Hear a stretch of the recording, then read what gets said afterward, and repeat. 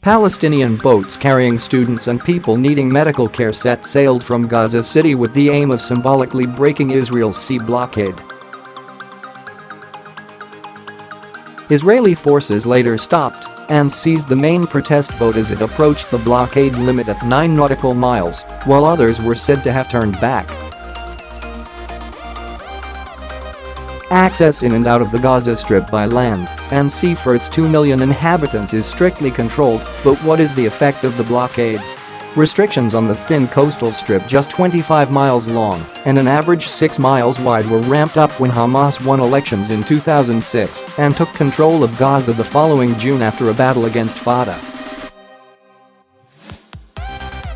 Hamas refuses to accept an Israeli state, is regarded as a terror organization by many countries including the US, and for years has carried out attacks such as firing mortar shells and suicide bombings.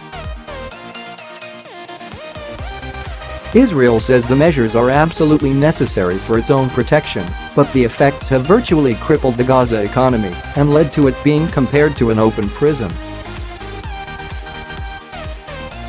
Some 80% of its citizens need humanitarian aid to survive, and the UN says its people are locked in, denied free access to the remainder of the territory and the outside world.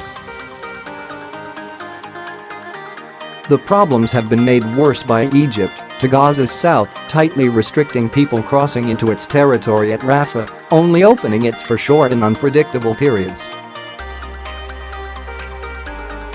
Thousands of young people in Gaza therefore find it very difficult to leave to find work or study abroad, and families are unable to see their loved ones. The Oxfam charity says 96% of water is undrinkable and 47% of people don't have enough food. There are also regular power cuts. A major power plant was destroyed in the 2014 war, and Gaza is at the mercy of Israel, Egypt and the rival Palestinian Authority for its electricity. Last year, it was only available for a few hours a day. As well as affecting people's everyday life, that poses obvious problems for businesses, construction and healthcare. The open prison analogy cited by critics of the blockade is backed by the UN, which says only a small minority of Gazans are able to get exit permits. It says they are primarily patients, business people and staff of international organizations.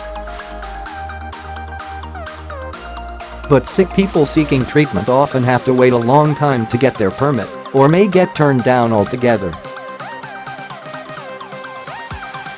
Restrictions on imports such as certain chemicals and fertilizers, building materials and technology have also stunted the economy, for example slowing the construction of new homes.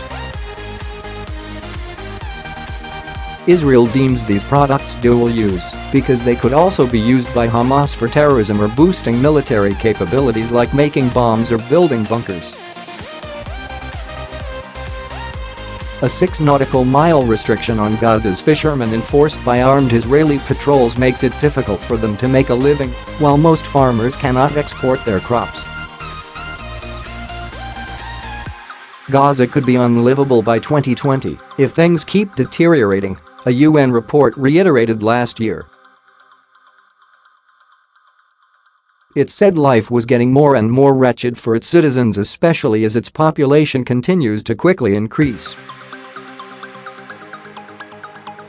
However, the blockade shows no signs of ending, especially with Hamas still in power, shells fired in its direction and violent protests at its border. The country is bolstering the physical barriers further and is even building a new and impenetrable barbed wire-topped barrier a few miles north of Gaza to prevent the possibility of penetrating Israel by sea.